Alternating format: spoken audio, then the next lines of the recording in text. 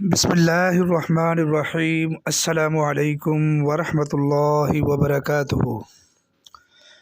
پیارے ناظرین، آج کا وظیفہ انتہائی بابرکت اور پاورفل ہے۔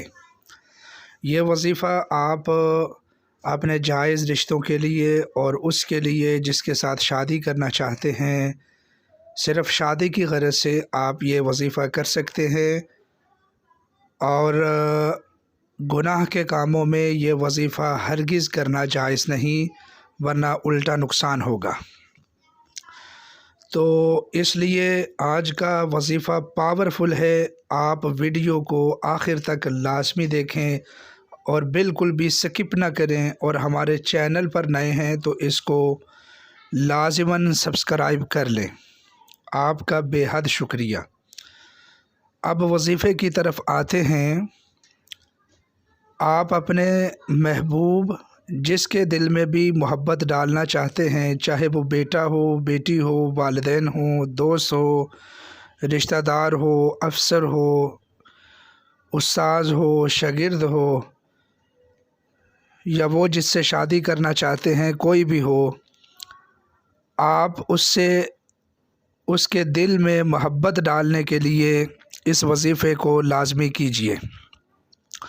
سب سے پہلے اس کا پختہ تصور کریں اور 2 رکعت نماز حاجت کے پڑھ کر مصلی پر بیٹھ جائیں، اور اس کی تصویر کو اپنی آنکھوں کے سامنے لے آئیں۔ اپنی آنکھوں کو بند کر لیں۔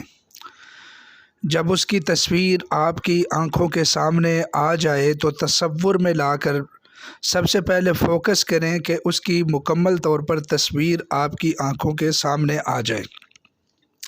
انشاءاللہ کچھ دیر ایسا کرنے اور پریکٹس کرنے کے بعد اس کی جو تصویر ہوگی، اس کی جو حیت اور شکل ہوگی، وہ آپ کی آنکھوں کے سامنے نمایاں طور پر آ جائے گی۔ تو جیسے ہی آ جائے، پھر اس کے بعد آپ اس کے شکل و صورت کے اوپر دم کریں اللہ تعالیٰ کے 2 نام پڑھ کر۔ اور وہ 2 نام کون سے ہیں؟ وہ 2 نام ہیں یا لطیف یا ودود۔ یہ پڑھ کر دم کرتے رہیں۔ جب آپ کے دل میں یقین کی کیفیت پیدا ہو جائے کہ اس کے دل میں میری محبت آ چکی ہے، تو وظیفے کو ختم کر دیں۔ آخر میں صدقہ کریں۔